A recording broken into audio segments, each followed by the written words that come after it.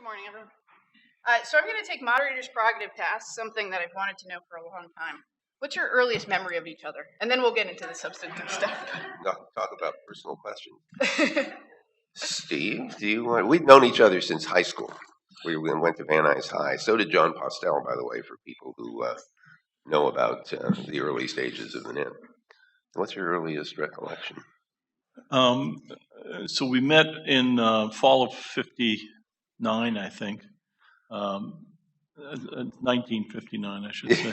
1859, Yeah. right, yeah. I think it was German class, but I can't be sure. Frau Fürst, yeah? Yeah. I remember her. But we hung out a lot, and so a lot of things were going on. We created a math club, and we were doing other kinds of things. Steve showed his leadership very early on. There wasn't a math club, so we invented one. And we competed fairly successfully in Los Angeles for the years that we were still in high school together. Actually, the creation of that math club is relevant to the proceedings here today for the following reason. So I arrived at Van Nuys High and was horrified to find that there was no math club. And so I went off to see what it took to start one. 5 of us, Vint and I and 3 other boys, got together and we created a math club. And then somebody got the bright idea that we needed a constitution. All progress stopped. We spent an entire year trying to write a constitution for the 5 of us for a club. We got no math done at all. Seriously. And that experience has stayed with me in terms of the need for getting work done and organizing as needed rather than saying, well, you can't do anything until we have a framework and then we have to discuss all the principles and so forth. And it really has, in fact, colored and informed my orientation toward governance in various structures. Meanwhile, we go to class and study about the Constitution and how a bill becomes a law and about the 3 branches of government and so forth. And so there's these 2 extremes. It's been really quite fascinating watching those forces play out in the ICANN environment, in the internet environment, in the IETF, where I was very active for a long time, and many other structures. Excellent. I'm sorry. And in my excitement, I completely failed at my most basic duties. Steve Crocker is the chairman of the board. No, he's down. That part I got. Steve Crocker is the chairman of the board of ICANN, and Vint Cerf is chief internet evangelist for Google, and both are present and integrally involved at the creation of the internet. So how well? So that was 1959. You said was the sort of first meeting point. I think that's right. Okay, so it's been 60 years plus. How well is the internet doing? How well is the internet doing? So it's doing what it was supposed to do, which was to continue to expand, to get more people online, to increase the total capacity to provide products and services. I think it's still a very open environment. There's a lot of pressure to make it less open, and there are reasons for that, and that influences some of the debates and discussions about internet governance. I think I'd like to draw your attention to what I consider to be a fact, which is that the term internet governance is not about IANA, and it's not about ICANN exclusively. It's a much broader question. What do people do on the internet? And because the general public is involved, some of the general public doesn't have your best interest at heart. And so we have people who do harmful things on the net. This issue is made more complicated by the fact that the network goes everywhere, and therefore the perpetrators of harm can be in one jurisdiction and the victims in another. This leads to all kinds of complexity, especially if there are international boundaries in between. So I think that on the whole, the internet is fulfilling a promise that I and Bob Kahn and Steve and others hoped, which is that it would continue to supply opportunity for new applications. I think the most interesting thing about the internet now is that the mobiles, especially smartphones and the higher speeds in the radio domain, have made it even more useful than it was before because it's so accessible. But now we have the head scratcher, which is how to protect people from harm while at the same time protecting their freedom of expression and freedom of access to information. I agree with all of that. Vince talked about the large picture, and we've seen this, and I have had this kind of special privilege of being in it from a very beginning and having actually reasonably good vision about many of the things, not everything, but many of the things that would come forth. Nonetheless, there are some surprises along the way. I worked on a lot of the technical aspects and can tell you at length, bore you to death with some of the early stories and so forth. But recently, my daughter delivered to us a grandson, and it's caused me to see the internet in an entirely different way. I have to say, I really didn't get it, but FaceTime is what it's all about. Watching our baby grandson day by day, more often, next 2, 3, 4 times a day. That's all my wife does. So that's what the internet's all about. But seriously, it's had a huge impact personally and on each of us as well as globally, totally transformative. So it's doing pretty well. It's easy to pick off the pieces that are negatives. There's all kinds of crime and other ills.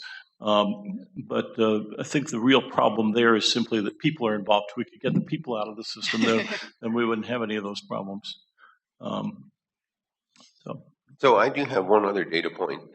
Some of you will know that we ran out of IP version 4 address space, at least at the IANA level, in February of 2011. So it's now 4.5 years later.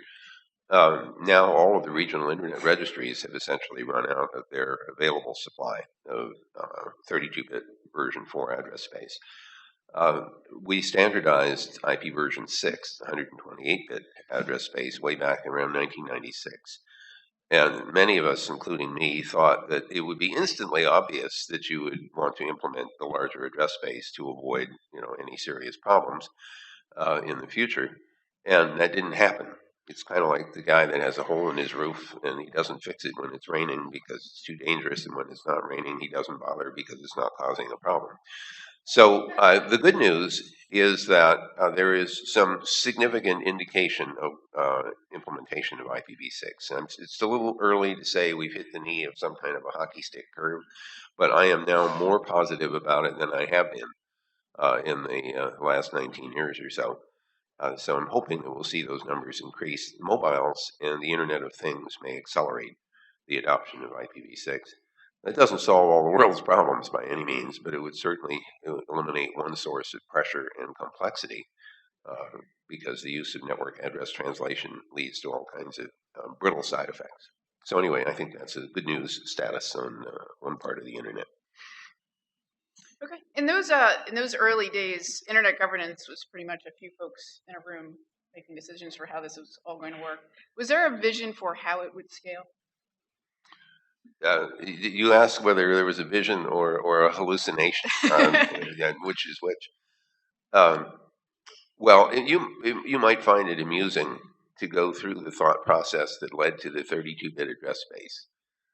This is way back in 1973. Bob and I are starting to write the first documents about internet design, and we had just demonstrated the ARPANET publicly here in Washington at the Washington Hilton Hotel, very successfully, I would say. So we're sitting here thinking, okay, we're trying to build this thing with multiple networks. So how many networks will there be per country? And we thought, well, it wasn't exactly inexpensive to build a national scale network. So we thought, well, maybe there will be 2 per country, so there'll be some competition. And then we wondered, how many countries are there? We didn't have any Google to ask at the time. So we guessed at 128 because that was a power of 2, and that's what programmers think in. So 2 times 128 is 256. It takes 8 bits to represent 256 networks. And then we said, how many computers will there be per network? And in those years, the kind of computers that were around were big, giant things that had to be run in air-conditioned rooms, and they were time-shared, and they served anywhere from 1,000 to 10,000 people. So we said, okay, well, let's go crazy. How about 16 million machines per network, which is 24 bits? So that's how we ended up with the 32-bit address space. When you do the math, it's 4.3 billion terminations. And at the time, we thought, surely that's enough to do this experiment.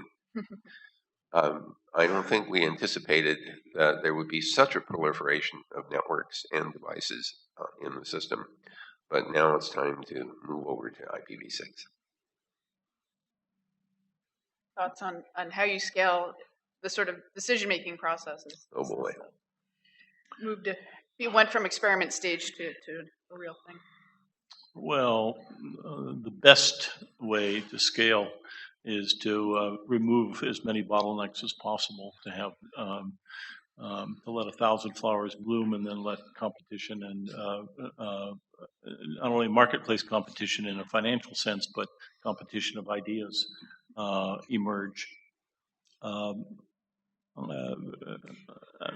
Since I'm chairman of the board of ICANN, I sit right in the middle of a failure of that process, in a sense of the having a central coordination of the top level of the domain name space. And we're just caught up in a sort of endless set of issues related to the fact that that's a single coordination point, as opposed to if everybody could just do their own. So that's regrettable in the sense that if we had been able to find some other way of having a namespace, that might have been better.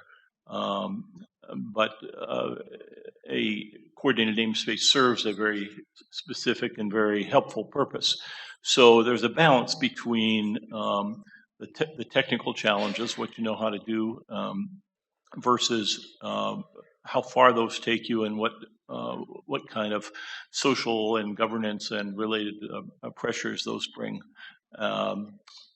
So scale actually is the watchword. It's the watchword of the Defense Advanced Research Projects Agency, where we both served time and where the internet was born. And it's at the absolute core of what people in our field think about in terms of scaling. And so whenever there's an idea that does not scale, that gets much less attention. The existence of this forum here, the existence of the global IGF and the WSIS process and so forth, is, from an engineering point of view, the manifestation that the engineers didn't figure it out well enough so that the issues that are coming up here didn't occur. And so here we are. What would you? Can I react a little bit to this? In the computer science world, one of the buzzwords is divide and conquer. And often, if you have a big problem, you divide it up into smaller problems, and you can solve each smaller problem faster than the bigger one, and then you sort of put all the pieces together. So, as an example of a divide and conquer practice on the technical side, standardization, which is what the Internet Engineering Task Force does, has a tremendous scaling function. By agreeing on standards, you wind up avoiding having to have bazillions of bilateral agreements about how you're going to make things work when you interconnect. So adopting standards is a scaling, among its other values, creates a scaling effect. It also creates interoperability, of course, which is very attractive in this environment. There's another example, though, which I think shows that it's hard to scale on certain axes of the Internet's current architecture. One of them is in the domain name space. And even though it's a hierarchical and distributed system, which has allowed it to scale dramatically, our choice of top-level domains has led to a very interesting situation. In the early stages of the domain name space, Postel picked some strings that were not words, .net, well, net is a word, .org, .com, and so on. They were generics. And then we adopted these little two-letter designations for countries. Those largely didn't have heavy semantic value. But then we went off into a space where we expanded the top-level domain space that included things that are words that do have semantic value. Two effects. One of them is that because of the semantics, people care more than they do about strings that are largely symbolic. And the second thing is that there's this trademark problem, and the multiple parties can have access to trademarks, but only one party can have access to a domain name. And so those two are somewhat in conflict with each other. The consequence of that is that it's made it more messy to scale up in that particular space. And I think we're experiencing some of the consequences of that as we walk through this transition from the current operation of IANA and the rest of ICANN and its eventual evolution towards the NTIA release of ICANN's contract. We're seeing a lot of hair showing up, not so much in the technical side with the IETS tables or with the IP address allocation side, but in the domain name side, I think in part because of the semantic value. I don't know, Steve, whether you have a reaction to that. I'm going to surprise you. That's a perfect segue into a piece of news that I'm going to share with you hot off the press. I walked into the room a few minutes late at exactly the moment that Secretary Strickling was saying exasperating, and I thought that was sort of the perfect set the perfect tone from my point of view. One of the contentious issues among many contentious issues that we deal with has been what happens when you have competing parties that want the same domain name. And in particular, .Africa has been a subject of a particular contention. Last Friday, an independent review panel, which is fairly high up in the escalation process for adjudicating disputes in our system, issued a report in favor of one of the applicants and took issue with the direction that we had been taking in our evaluation process. The board of ICANN met this very morning, which is what we were doing at 8 o'clock this morning, and we passed a resolution acknowledging the panel's report decision, accepting it, and taking action. The primary action is to put the losing the .Connect Africa Trust application back into the evaluation process. And there are other aspects of the panel's decision that we'll have to deal with later. This does not represent a final decision about anything. It just moves that process forward. There'll be posting of the resolution and press release probably as we are sitting here. And I thought, your comment about the issues about domain names led perfectly into this. So. And just sort of taking a step back, that ICANN oversaw the expansion of domain names from these sort of nonsensical strings to actual. I'm sorry, they weren't nonsensical. They were actually very thoughtfully chosen to parse the space into categories. Yeah. Were there others on the table at that time? I'm sorry? Were there others on the table that No, this all happened during a period when I was not involved because I went away from the internet thinking I was done and worked on MCI Mail from 83 until 86. So the domain name developed during that period of time. So maybe Steve remembers, but I think John just sort of cooked those 7 domain names up, 8 if you include .arpa, that was used as a temporary measure to move hosts from the old host-to-host protocol indicators to the new domain name system. And the top-level country codes, I think, were carefully adopted so that John wouldn't have to decide what's a country. So we went to the ITU in particular and used their identifiers for areas of economic interest, I think was the phrase that was used. Yeah. So I had bailed out even earlier than Vint, thinking I was done. But John was pretty thoughtful, and he wasn't alone. I'm sure there were others involved, but John was very thoughtful, and there was a very serious attempt at trying not to have the problems that we have today. So there were the 2 classes, basically country codes, which Vince described, and he dodged the question of having to decide what codes to use for what country by latching on to a previously solved problem, so to speak. And then the other was a a fairly simple and plausible division of the overall set of likely network players. So back in those days, the network was not open for commercial use. It was government and limited kinds of use. So there was a top-level domain for two parts of the U.S. government, .gov and .mil. There was .net for what you would now call ISPs. There was .edu for the universities. There was .org for the nonprofits. And then there was, for the few commercial firms that didn't fit in any of that, there was .com, and that was sort of just an appendage. Well, that appendage obviously grew very large and became dominant. And so that's an example of what happens when you have a certain vision at a certain point in time, and then you move forward a couple of decades, and then you look back and you say, I wonder what we could have done differently about that. I'm not sure that we could have done anything better than that, but there was purposeful, thoughtful, and just not quite sufficient. I wouldn't even say wrong. It just didn't quite get there. And then with the dominance of .com, then comes the pressure of, well, why should they have all of the top-level domains? And so now we're here spending enormous sums, at least seems like enormous sums, and a lot of time on the contention about what other top-level strings. So these problems, you do the best you can at the time, and thoughtfully, and then you find yourself wrestling with them. Mm-hmm. Yeah. So how well is that going? The expansion into.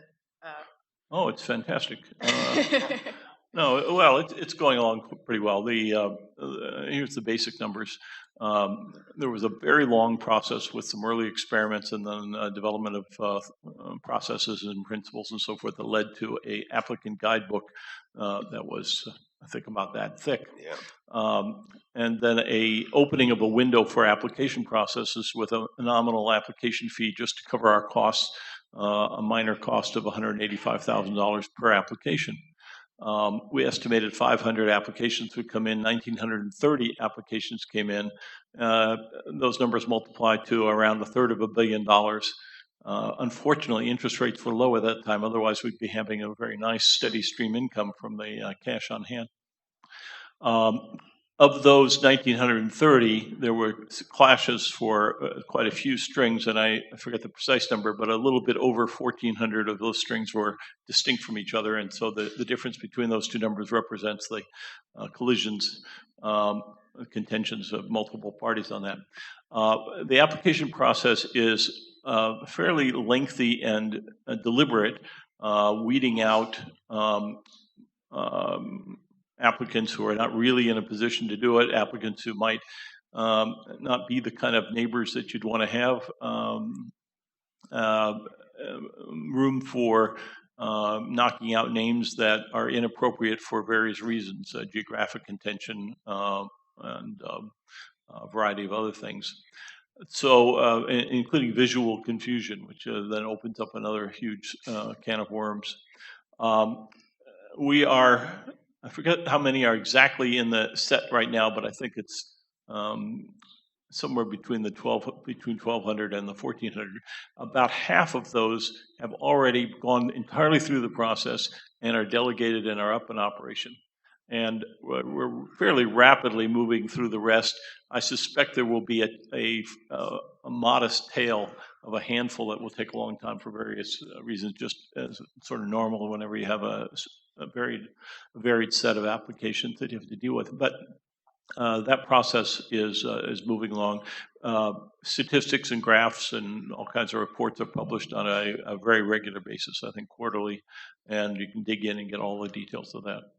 So, not to lose your control over this discussion or No, anything, please. but I hope that we'll also address broader ranges of things and things that are purely related to ICANN in this discussion. Is that there your intent? anything? Really? Is there anything else other than ICANN? Well, this is so as a segue.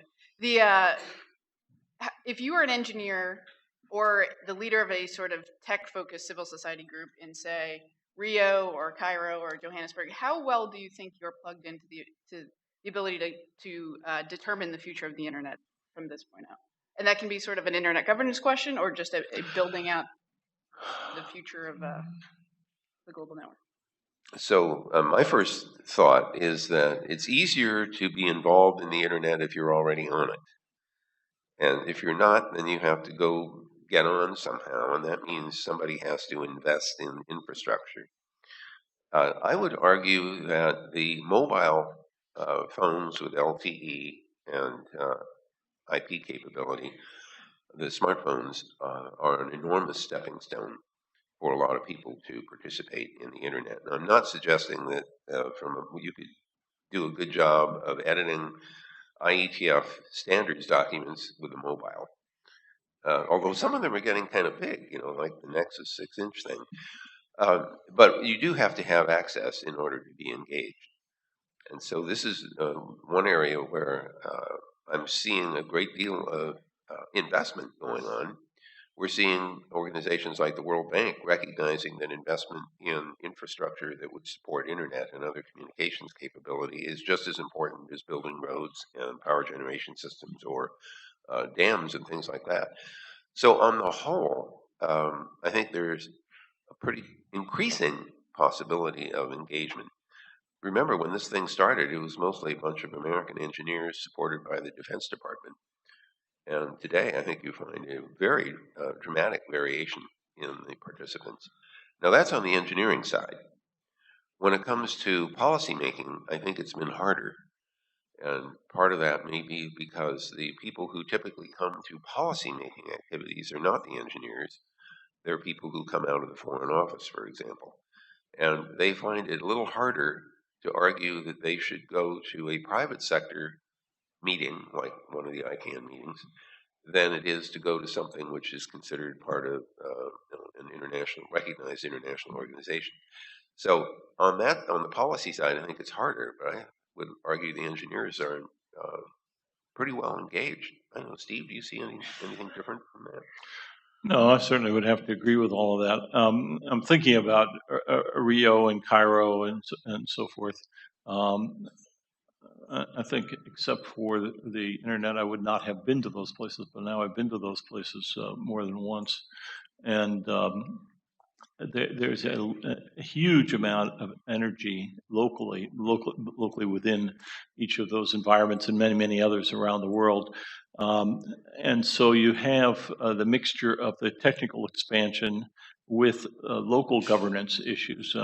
Brazil is a beacon of positive activity in their CGI, their internal sort of.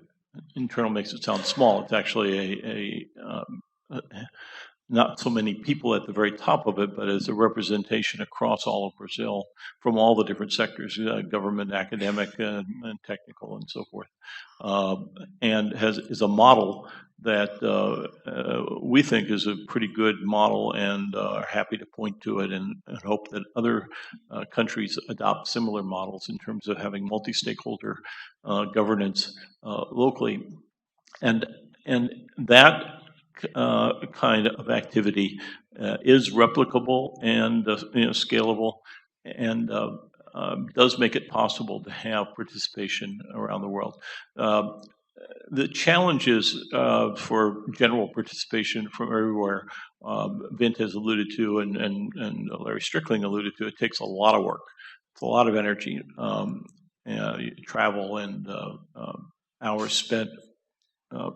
Time zones are very difficult problem, and then frankly, facility in English makes a big difference. When you can distribute it across all the different countries, many of those issues melt away, and you have a very vigorous activity. We had pretty good vision of some of the technical things that were going to come forth back in the earliest days. Packet switch voice was one of the earliest experiments, even before 1970, so in the very earliest days. What we didn't set down in our program plans, and I'm being facetious because we didn't set anything down on our program plans like that, is that the definitive implementation of voice over networks would come out of Estonia I don't know how many of us would have been able to find Estonia on the map, actually. So that's the kind of thing that is where the surprise comes from, and it comes because of a very open and very distributed base in which people can jump in from anywhere. So Excellent. there, I'm Yeah, sorry, there's please. one other interesting dynamic here which I would like to draw your attention to. The National Science Foundation, starting in the early 1980s, began investing in networking in order to link the academic community together. They started with the computer science community and expanded it beyond that. They developed NSFNet, for example, which is a very significant action because that network was running at 1.5 megabits a second, whereas the original ARPANET was only running at 50 kilobits a second. So it was a big deal. What's interesting is that NSF also invested in connectivity. They paid for lines connecting other research networks around the world into the American research networks, including the ones from NASA and from the Department of Energy, as well as ARPA and NSF. They have continued to do that. And so a lot of the spread of internet has been through the academic path. People learn how to use the internet and implement pieces of it in universities around the world, typically in capital cities or in other major cities. And the people graduate from there and they open up internet cafes and they eventually you see real infrastructure coming. So I think that the US government should get credit for having facilitated the expansion of access to the internet, in addition to, of course, the private sector, which has poured many billions and more dollars into this process than any government that I can think of. Excellent. So I have one more question, and then I'd love to open it up for folks to ask questions. And I think we need to use a microphone, right? So if people want to line up. So you've both hinted at this. I'd love to just drill down a little bit on it. When you travel the world talking to people about the internet, what works particularly well? Is it, I mean, you mentioned this, getting academics to sort of be at the vanguard seems to work well. Mobile penetration seems to bring people, whether it's technologies, whether it's just, government policies or local culture, what brings people onto the internet to stay, to actively use it in a way that adds value to their lives? Well, active engagement with others is the essence of it in broad terms. From an academic point of view, people working together in different environments on common problems. So you get science or other kinds of things. And there are an awful lot of projects that are enormously useful that involve people collaborating across the net. That takes you a certain distance, is where we started. And then the explosion comes when you do commerce and you have social processes. And then virtually everybody's engaged in one way or another. And I think people as a whole are much more interested in the social processes, in the commercial activity, and to some extent the scientific activity than they are in governance per se. And the governance then emerges out of that rather than the other way around. So I agree with that, Steve. I would make two observations. First of all, one of the reasons that the internet has been so attractive to so many people is that it continues to be fairly easy to go build a new application for it. It's an open environment. The standards are open.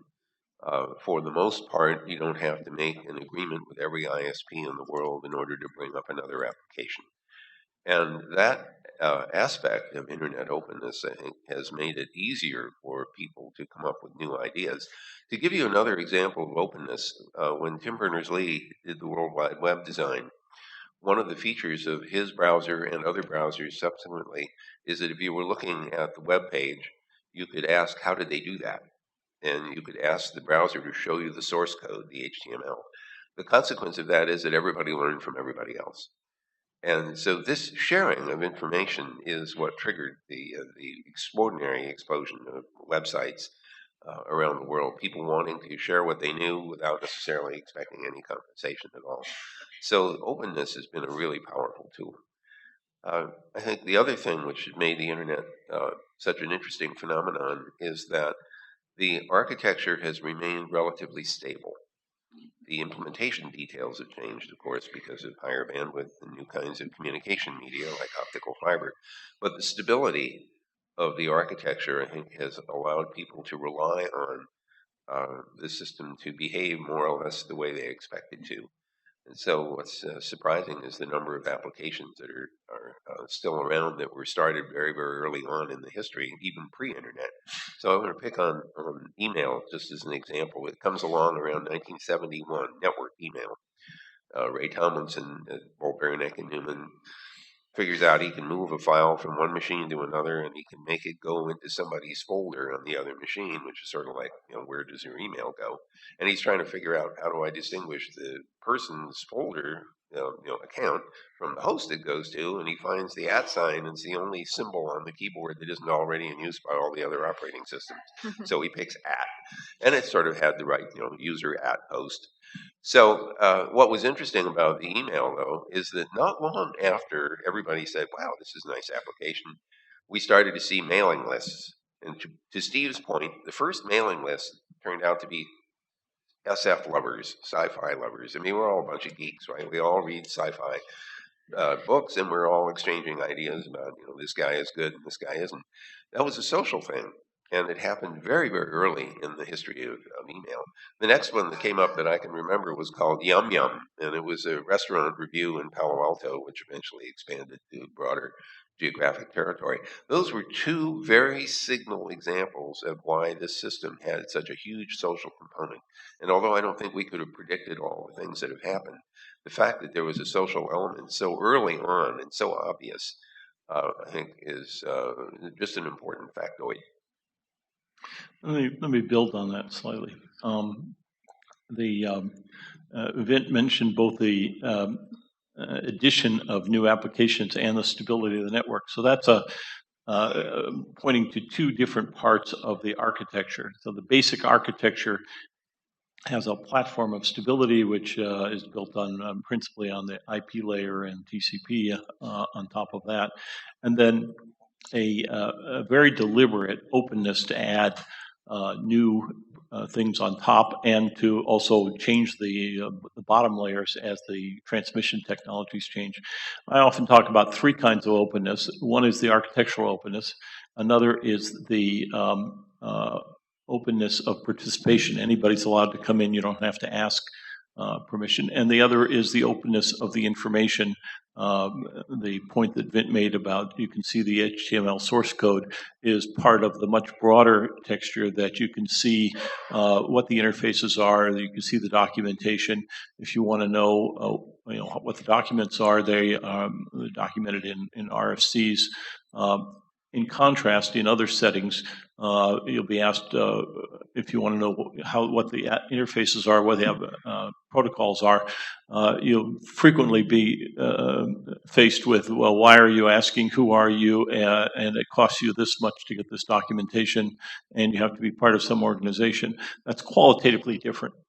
My first trip to India in 1994, I went to visit the Indian Institute of Science in Bangalore, and which incidentally was connected to the U.S. through one of these bilateral arrangements between the U.S. and, I don't know whether it was bilateral or not, but it was the Indian Research Network was connected to the American Research Network. That was ERNet, and okay. Anyway, yes.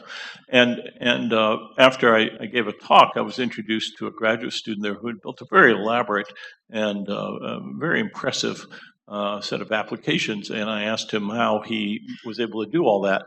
And he said, well, I just downloaded the documentation and read it. And it was really, quite moving.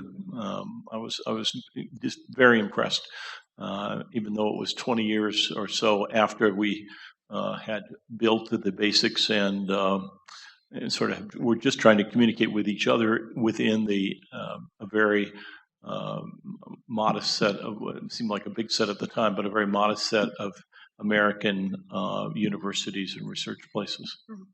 Excellent. Thank you. The conversation on openness really brings us to cybersecurity.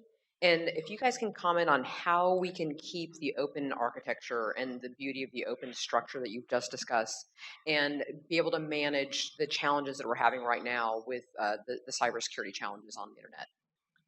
So Steve is the expert on this. That's what he did his dissertation work on. The first thing that I always say when a question like that comes up is that security is a very broad term, and there are many different aspects of cybersecurity. I'm not trying to duck, but I think that a useful discussion has to begin by teasing apart the different problems. So you have, in the news recently, you have some breach of security at the Office of Personnel Management. Is that a cybersecurity issue in terms of the internet, or is that just a management problem of sort of enterprise management problem? And then conversely, you have DDoS attacks, which are an entirely different kind of problem, and so. I would counsel the first thing to do is to subdivide the broad terminology into useful areas to discuss, because I think the problems are qualitatively different, and I think that the solutions are quite different. And I'll stop there. It's not really a good place to get into all of that, but it is, to your point, it is quite vital, and we have to understand what we're doing. We have the tension between privacy versus security, and human rights and civil rights versus law enforcement, and a lot of different issues there to sort out, and some non-trivial technical issues like how would you identify somebody? How could somebody authenticate who they are? Which gets into the hairy issues of biometrics and other kinds of technology. So that was divide and conquer, and in some sense, parsing. And I divide anyway. I don't know about the conquering. Yeah, right. Fair enough.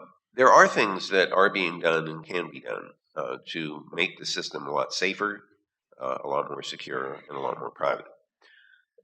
Many of the things that can be done do involve modern cryptography of one kind or another, applications of cryptography, but it has to happen at multiple layers in the architecture. There's no one place that you can introduce this and then say, I'm done.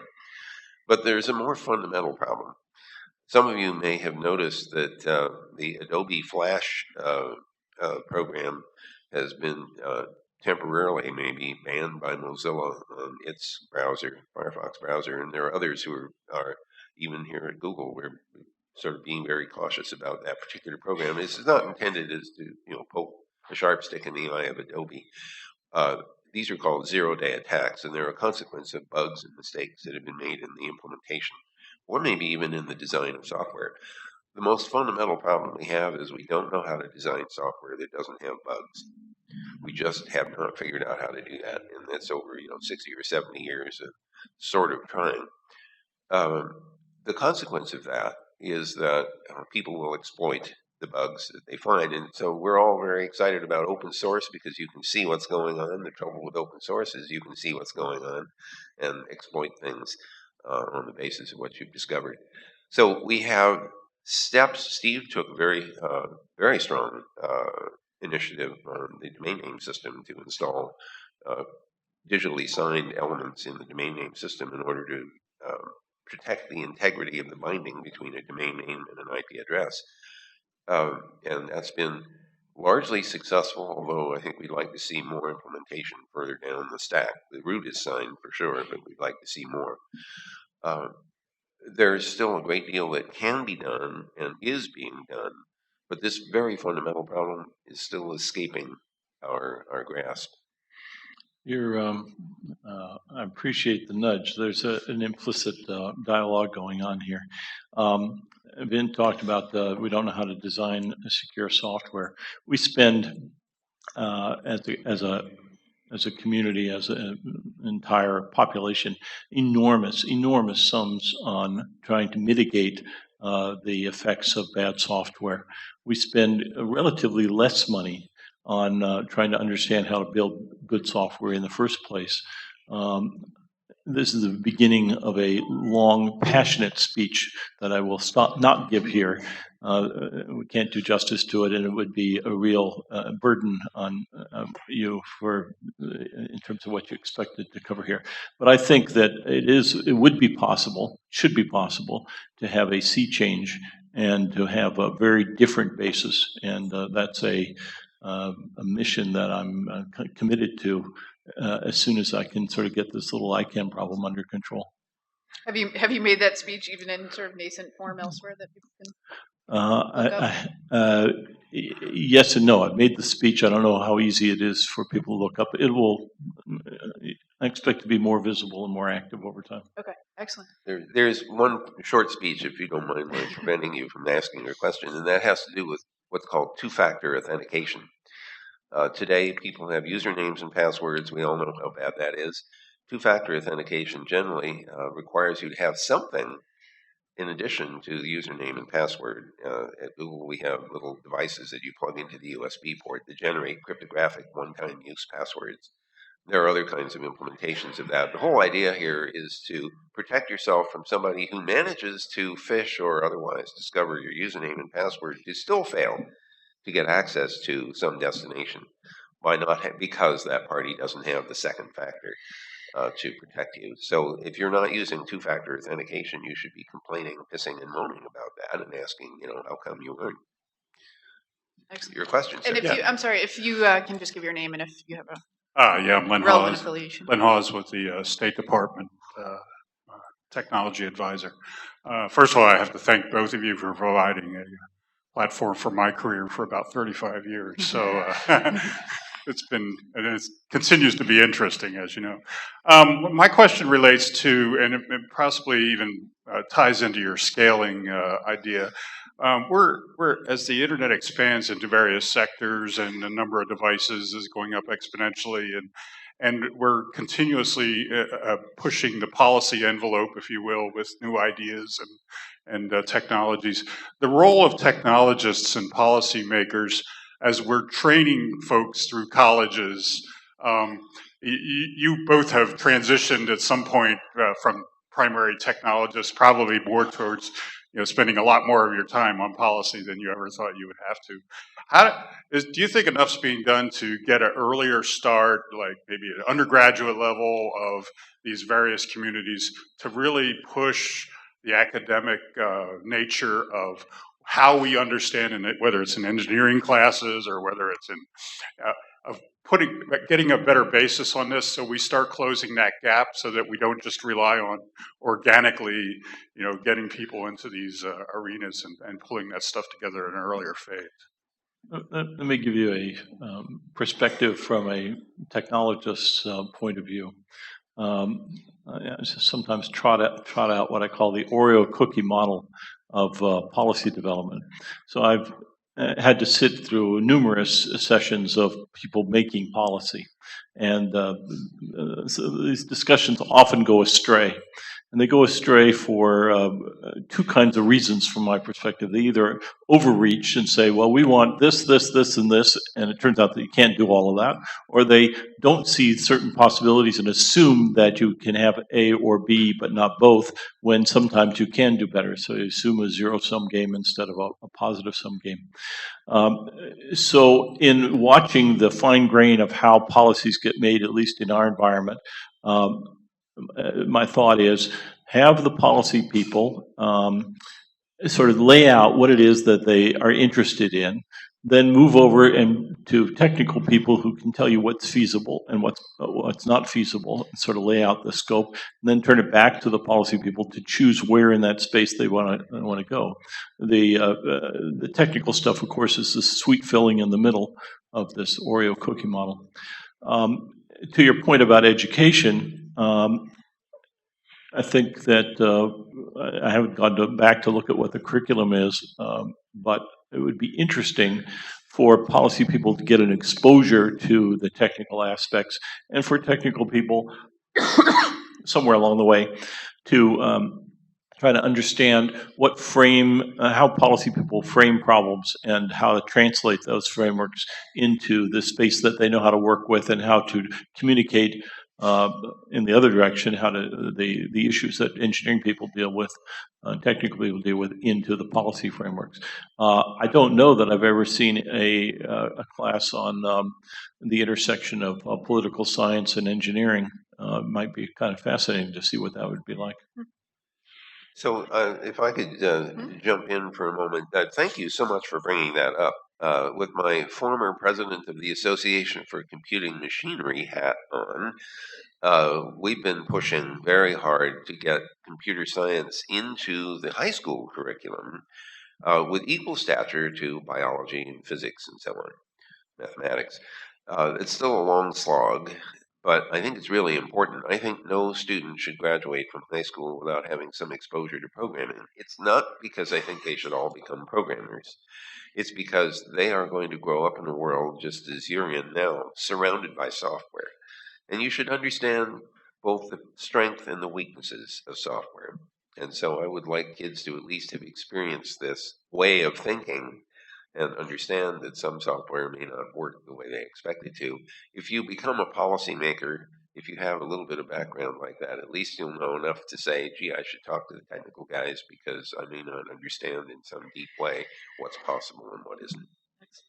In the back. Thank you so much. I'm Arsene Tungali and I'm from the Congo. I don't know whether you know where is the Congo, but it is in Africa. I'm glad to be here today. I have a question for both of you. It's really interesting whenever I get the opportunity to listen to you when you talk about the early ages of internet. So I'm very inspired. I was born in 1990, so I'm 25 years old today. I saw a computer for the first time in 2000s. I had my first computer in 2010, and I started using the internet in 2012. No, I mean 2002, sorry. My question to you is this. What do you think I've missed? Oh, that's easy to answer. And, excuse me, and looking to the future of internet, let's say 50 years from now, what do you think you'll be missing as far as the fathers of the internet? Thank you. I don't know whether it's clear. Well, I get to take the first part of your question. What have you missed? And the answer is you haven't missed anything because the best is yet to come. And then I'll turn it over to Vint about what it is we're going to miss. 50 years. You know, this is 2015. 50 years ago was 1965. I remember that. That was when I graduated from Stanford University and went to work for IBM. I don't think at that point I would have had any clue about what would happen in 2015. That was science fiction, for one thing. I don't think that there is any way to make very good predictions over that long a period of time. It's classic that technologists overestimate what they can do in the short term and underestimate what's possible in the long term, partly because they don't know how to take into account breakthroughs that might happen in the intervening 5 decades. All I can say is that the internet will almost certainly be replaced by something else in 50 years' time, and whatever it is, it'll be better. Can you define replaced? We're losing the internet? I'm sorry. Can you define replaced? I mean, it's a completely different platform. Let me put it to you this way: it's 1965, or maybe even 1973. I mean, we're doing internet or we're doing ARPANET. What's the primary network that we're all using? It's the telephone system. I mean, before that, it was telegraph. And those of you who haven't read the Victorian Internet should read it. It's Tom Standage, and it's all about the telegraph. And if you read the newspaper reports of how excited people were with telegraph, replace the word telegraph with internet, and you'll see exactly the same thing that got. So we've seen 3 big telecommunications shifts over the last 150 years. We get the 1845 telegraph, and we get 1876, we get the telephone network. 50 years ago, that was the state of the art, the circuit switch telecommunications. Today, we're seeing that entire thing shift over onto the internet. 50 years from now, there may be something else that is richer, more penetrant, and more broadly accessible. We for sure will have satellites, more satellites, maybe even we'll have balloons, maybe we'll have the things that Google is working on or Amazon is working on or the others. There'll just be more access and ability to interconnect and communicate. Will it be as open? I mean, that's what when you talk about I the. sure as hell hope so. Okay. Well, Are we look, you know, trending that way? John Gilmore, who was one of the founding guys at Sun Microsystems, had this great quote. He said, "The internet detects censorship as damage and routes around it." And I hope that that's going to be true in the future. Whatever it is, whatever gets implemented or designed, I hope it's as open and accessible to people so they can build their pieces of it. I would hope that we have this continued, very distributed ability to engage in building and operating pieces of whatever succeeds the internet. I hope we can hang on to that. It's a really important principle. Excellent. And just a housekeeping note, we're gonna keep going until 11, if that's okay with everyone? Whatever that is, Okay. yeah. It's about Okay. half an hour more. Excellent. Thank you. Hi, my name is Susan Chalmers. Flowing on from that question, I'd like to know your thoughts on software-defined networking and how that might be a game changer for the internet going forward. Someone SDN. SDN. SDN. Oh, software-defined networks. Okay. So first of all, I find the term SDN sort of weird because it's all software and it always has been software and it wasn't anything other than software. If anything, it started as software and then it moved into hardware because you project some of the software into the hardware. But I think your intent is to say, well, what about the things which have emerged with that label, like OpenFlow? A very interesting design that came out of Stanford University and was funded by the National Science Foundation as part of the Future Internet Design Project. What was particularly interesting about that design is two things. First of all, they removed the control plane from the data plane in order to increase the safety of the system and limit the attack vectors or attack surface that would interfere with network control. The second thing was to decide that the decision for how to route traffic should not be exclusively confined to the address bits of the packet. And in fact, what would happen if instead of using addresses as a way of saying where something was supposed to go, what if you used other bits in the packet that describe the content of the packet? So now we're getting into content-based networking. There's a lot of interest in that. I'm still kind of on the fence with regard to how well that scales.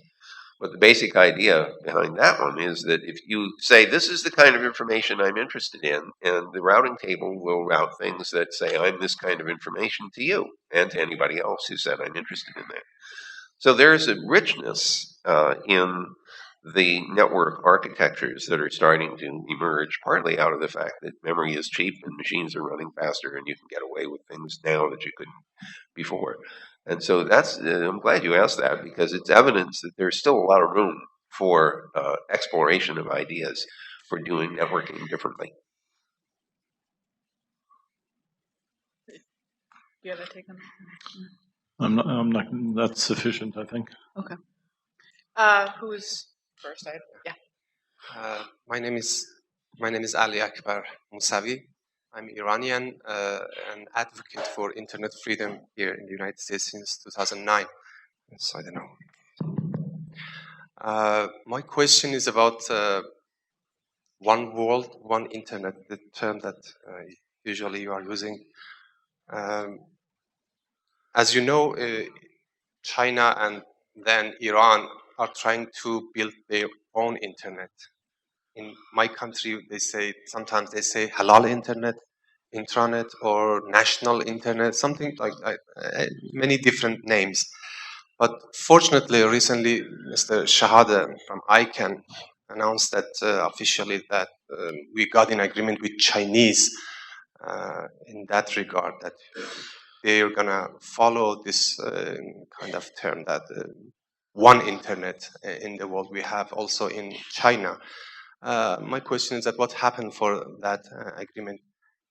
Did you follow that type of engagement or discussion with Iranian government, especially recently that you know that 2 days ago we got a good agreement between Iran and other countries?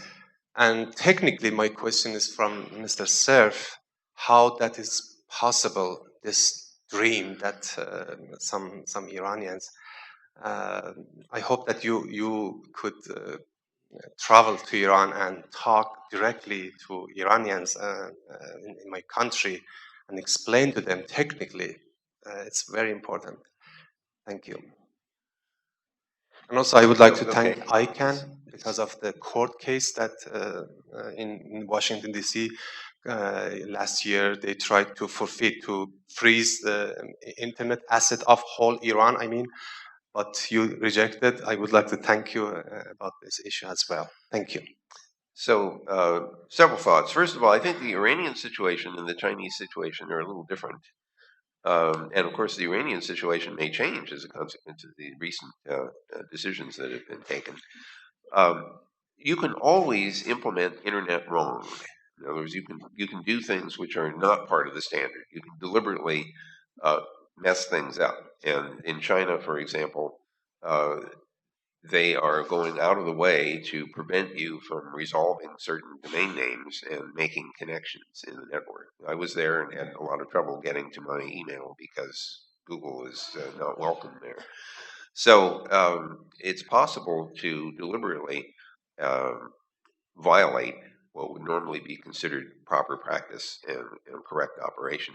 There's nothing you can do about that. There's nothing stopping somebody from deliberately building a router which filters out certain addresses and interferes with domain name resolution. The Chinese situation is very interesting because they have 650 million Chinese online right now. And that means they've invested a great deal of time, energy, money, and resource to build a piece of internet.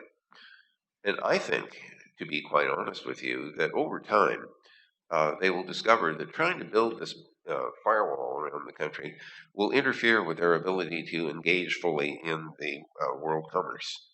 And since that's really important to them, eventually that, I think, will become apparent. The other thing that may happen is that there will be an increasing comfort level with people being more open about what they care about and what complaints they have. I can tell you that having visited China now for about 20 years, off and on, that the conversations I've had with Chinese citizens in the recent past, like several months ago, are quite different from the ones I had 20 years ago. They are far more open about criticizing than they ever would have been before. The Iranian situation is different because there's a real attempt to completely isolate themselves from the rest of the net. Again, I can't say exactly what's going to happen as a result of this recent agreement and the removal, ultimately, of the various constraints. Personally, I'm hoping that all countries will figure out that it's more important to be part of the global community than it is to isolate yourself from it. Now, the North Koreans, I don't know what to say about.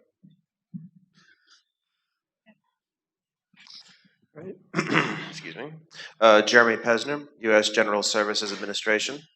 I'd like to echo the previous sentiment, thanking you for providing basically a career path for me, not just because of the work that you did, but because of the talk you gave to my undergrad institution, which first exposed me to this world of tech policy, which ever since I've found to be much better suited for my interests and skill sets than being a traditional software developer. So I actually rolled around in my head which question I thought I'd ask. Would it be a more technical one or a broader social one? Decided I'd go with the latter, mix things up. I've noticed in my subsequent years in really becoming involved in the Internet Society and other relevant policy communities how small it is, for various reasons, I guess, because of people who have the dual interests in technology and policy. So I suppose I have a two-part question. Do you personally believe that this community should be larger to encompass more people, more technologists who might not be interested in policy, or more policy people who don't, quite understand work with the internet the way that we do? So that would be my first question: whether you think it should be expanded. And then the second one would be, if so, how? What would we say to people in these categories who don't necessarily see the issues we discuss and the work we do as relevant to their interests? I'm going to toss it to Vint after I say just a word or two. The way you phrased the question, I just want to share sort of what goes through my mind as I listen to that. You say, well, it's small, and so maybe we should expand it. And the first thing I do is I think in terms of, well, so this is a scaling issue, and you're talking about right sizing. What are the limits on this? How small is too small? How big would be too big?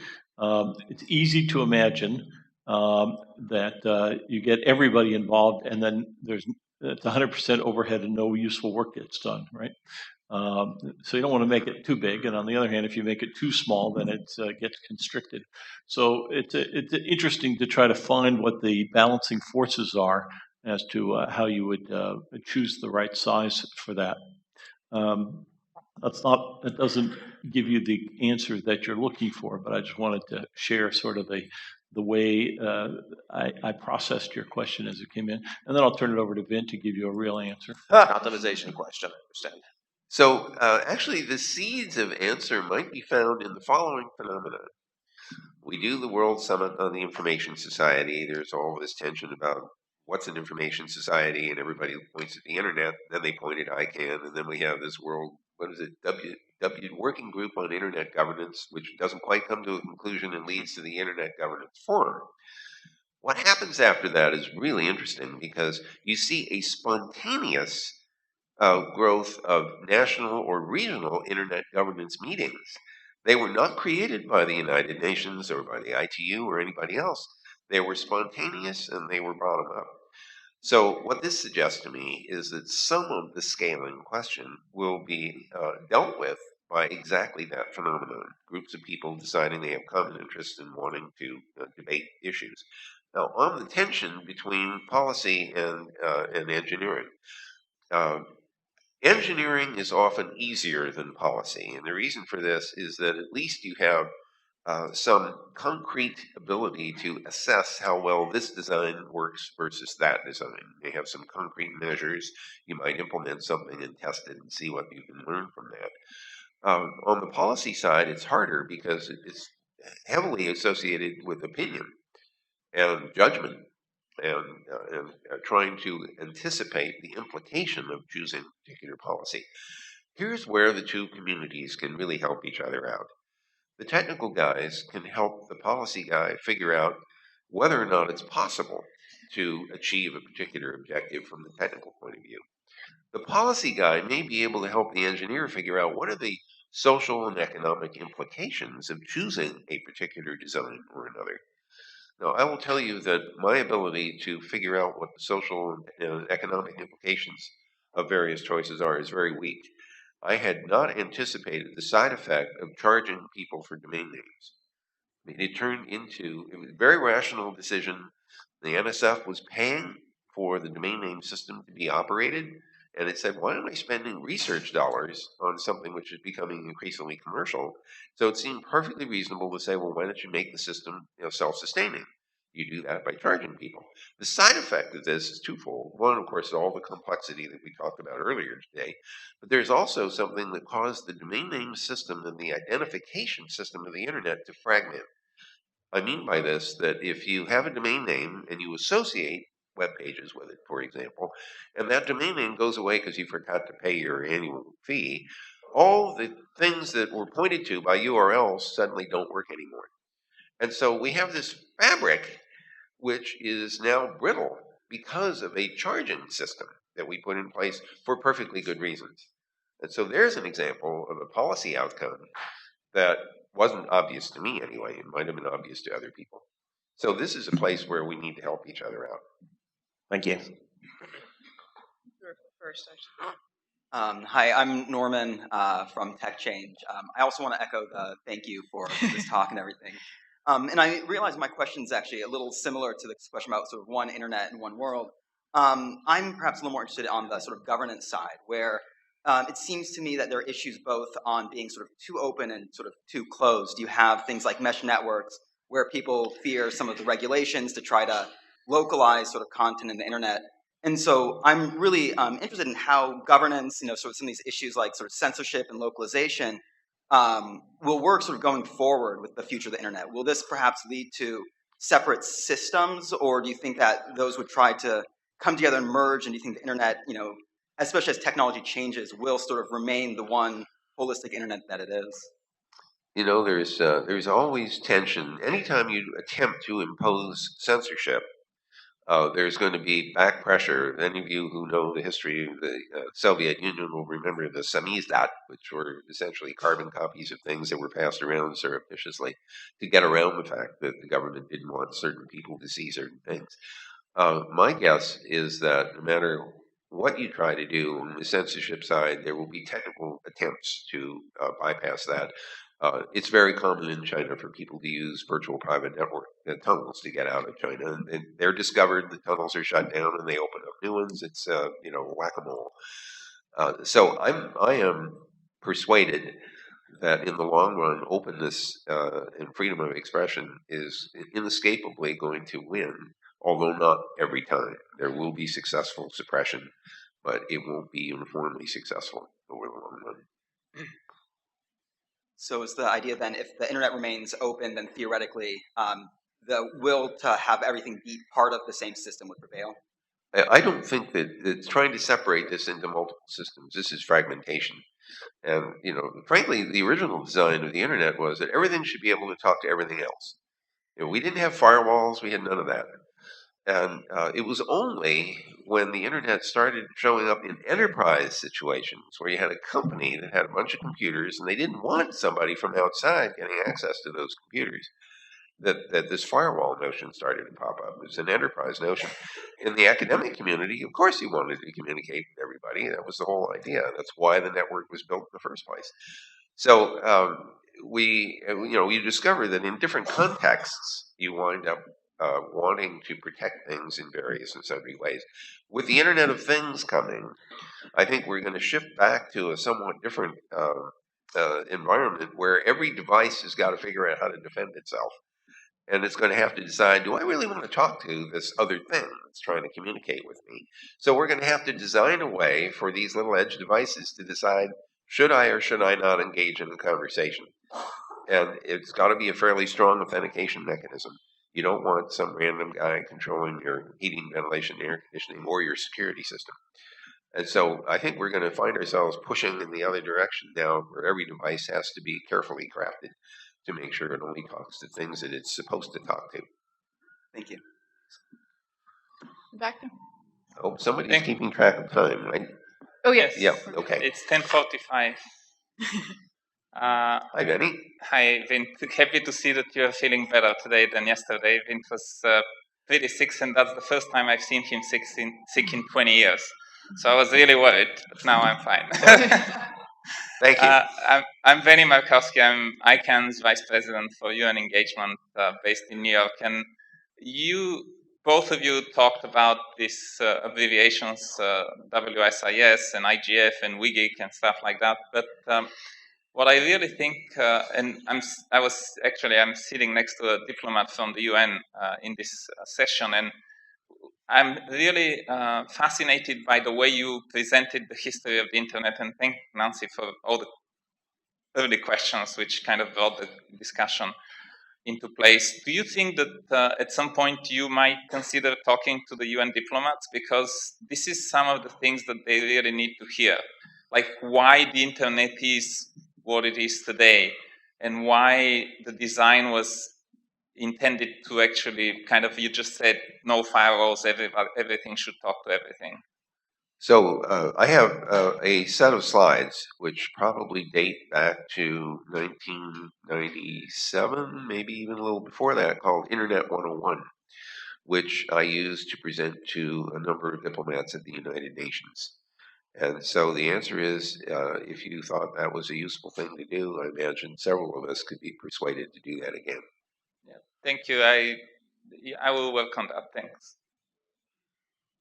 I'm sort of shocked to hear those conversations aren't taking place. I mean, whether or not you're participating in them, but the diplomats would need to be. I think they are. In the UN is. I'm not an expert on the UN, but it's a multifaceted, complicated organization, and I think there's lots and lots of interactions. Whether or not they're getting to the effect that Benny wants to is thinking about is probably another question. But, yeah. Okay, thank you. Hi, my name is Ashley Baer. I'm from the State Department, the Office of Science and Technology Advisor to the Secretary.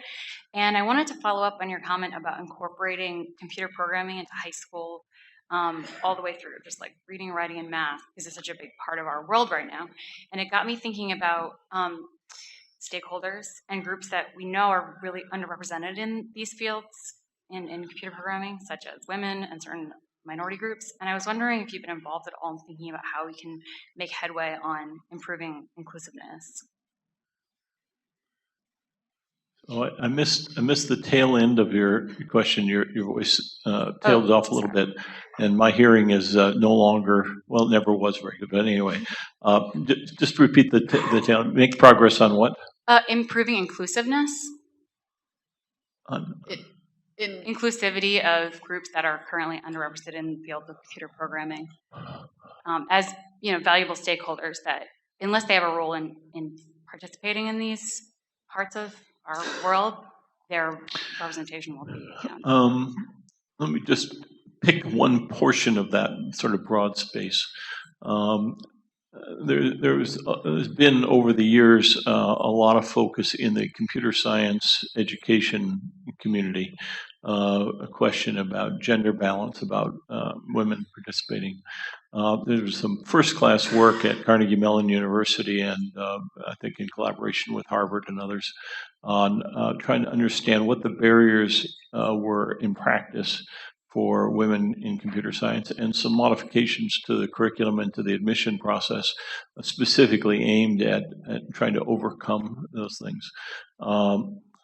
It's not there's not just one single variable involved. There's a lot of different variables involved. So you can fix some of those things, and then others are tied to much bigger issues about the kinds of choices that people make and the peer groups make and so forth. But nonetheless, I think that's been very active and to the extent that it's possible, successful at opening those things up. I know from perspective of women that we men get looked at as if we're clueless and have no idea. But I can tell you personally that for a very long time, I'm used to walking into a room and doing a quick look to see what the gender balance is. And in highly technical areas, I found, this is just a personal anecdotal, not a researched and validated statistic, but I found as you go down the stack toward the hardware, it becomes more male dominated. As you move up the stack toward applications, and it becomes much more participation by women. And on the other hand, there are some brilliant hardware designers who are women. So it's not, there's no formal barrier there. It's just an observation as well. But there is a very high degree of sensitivity, even from those of us that you would hardly expect to be sensitized to that. Being sensitized is one thing; being able to do anything about it is another. So actually, there's some good news on the horizon. Let me explain. I've been watching the science and engineering indicator reports coming out of the National Science Board, which oversees the National Science Foundation, and one of the things that they put into the 2014 report, which will no doubt be repeated in the 2016 report, is to show what degrees people got and then what jobs they ended up in. And often it is not, the degree you got is not specifically what you end up working in. And what I found really interesting is that there is a very, very strong trend towards women getting into biology, biotechnology, things along those lines, chemistry. And it turns out that increasingly all of those sciences require or rely on increasing amounts of computing capability. In fact, the last 3 Nobel Prizes in chemistry were for dry chemistry. It was for algorithms for doing simulations at the molecular level of interactions. So I think in the long term, we're going to find this gender balance shifting out of necessity, because the women who are interested in the biosciences are going to wind up also having to make heavy use of programs and computing and the like. In the short term, I think we need to do very specific things in order to make the computer science world more friendly, and I mean that in the most literal sense possible. So here's what I learned at West Point. I talked to the woman who is running the computer science department there, and she said to me that she would not teach a computer science class unless, if there were any women in it, they had to be at least 3. And 3 turned out to be the magic number. And the reason, quite bluntly, is that if you're trying to defend yourself from a bunch of males full of hormones and whatever, it's really hard. But if somebody else defends you, it's different. It's just socially different. And so by having at least 3 women in the class, she said it changed the whole tenor of the class. So I'm not trying to say this is a trivial way of solving all the problem, but recognizing things like that is really important. So I'm hoping to spread, please take that and make use of that little, idea if you happen to be teaching classes. Thank you very much. So we have about 8 minutes left, so maybe we Okay, do them a little bit quicker. Klaus Stoll, Global Knowledge Partnership Foundation and Pathfinder. I have a very straightforward question. The internet is becoming bigger and bigger and more significant for everybody. And the internet, we are trying to get people on the internet. We are talking about the next billion. But for me, the internet is like a country where 99.9% of the population don't even know that the government exists. And we are here in the Internet Governance Forum, and I think it's very, the question is twofold. Don't you think this is a dangerous situation? Isn't it dangerous for the internet itself that most of the users don't even know about the governments, let alone being involved? And if that is the case, what can we do about getting the 99.9% aware about what's going on? I didn't hear all that. So, if I got the gist of the question, we have a very large number of people using the internet, and the framework of the question is think of it as a country. Oh. And so only a very small fraction, a tiny fraction of the population of this country is involved in the governance of this country. Isn't that a dangerous situation? Is that the thrust yes, of your question? and if you think it is dangerous, what can we do to get more people involved? So let me draw attention to the fact that almost all governance involves a small number of people compared to the rest of the population, because on the whole, the rest of the population doesn't care as long as they don't feel like their lives are being harmed. There is one other thing, though, to keep in mind, and it's related to your point. Often, what Larry Strickling and others have articulated is that the multi-stakeholder model of governance is an important one because it allows multiple parties to involve in policy development. But policy enforcement does not necessarily involve all the people who do the policy development. So that's a very important distinction in my view. Once you establish policy, you may still have a very small subset of the population involved in its implementation. Now, actually, since you brought up this analogy of the internet being a country, I always thought it ought to be a monarchy. And I thought that would just solve the problem. With who at the top? Exactly. Which one of you? My name is Courtney Raj. I'm the Advocacy Director at the Committee to Protect Journalists and an academic member of GigaNet. And first off, I'm glad to hear you say that internet governance is more than just IANA or the technical infrastructure. I think that what is very clear is that many people who are not, very involved in internet governance perceive it as broadly including national laws as well as, internet governance structures. And, I know that you are optimistic about the future of freedom of expression, but I wonder, with these type of rulings coming out of the European Union, with the right to be forgotten, with increasingly insidious forms that aren't just blunt blocking of URLs, but the manipulation of information, really insidious hacking and taking over of, computers and the manipulation of the technology that people are using. And then also the UN. So I used to work for UNESCO, and they're very interested in, having a role in internet governance, and just means everyone wants to have a piece of this. And when we talk about multi-stakeholderism, which I think it is becoming an ism, unfortunately, there's this idea that is a panacea to everything, but stakeholders like civil society or journalists or activists often aren't as empowered. They don't have the same resources as companies. They don't have the time that others have, et cetera. So, given this complex mix, do you still feel that, optimistic about the future? And then also, what can we do to, think about governance structures that don't simply say, okay, multi-stakeholder is the answer? So my answer is I'm still very optimistic about this, and I think part of the reason is that although it's true that activists and others don't necessarily have the same resources, the internet itself gives them resource that they wouldn't normally have. Those voices that would normally be essentially unheard are getting more visible and more audible. If you look at social networking and see what the impacts have been, it's pretty impressive.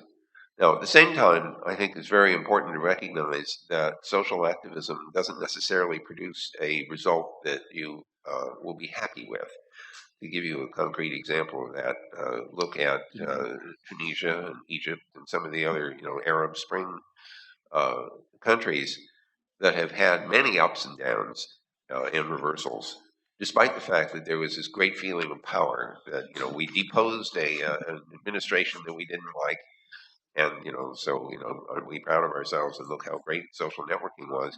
And then in the end, other things happened that hadn't been anticipated. Nonetheless, in spite of all of that, I still see so much ability to use this infrastructure to articulate issues that I'm not willing to be despondent about some of the outcomes. I'm still very positive. I don't know how Steve feels about that. No, I'm not going to add to that. You've said it all. Excellent. So we are out of time, but I do want to ask one question that if I can ask you to respond very briefly.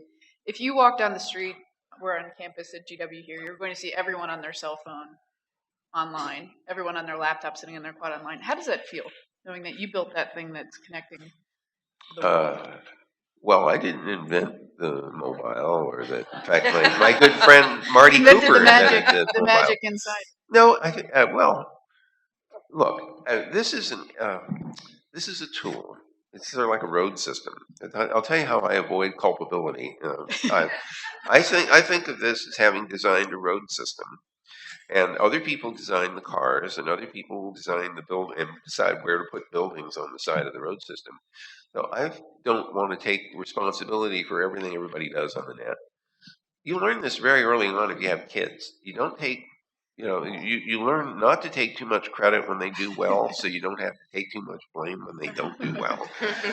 So, I'll take some credit for having figured out how to make the road system work, but everybody else is responsible for drunk driving and, building shoddy buildings.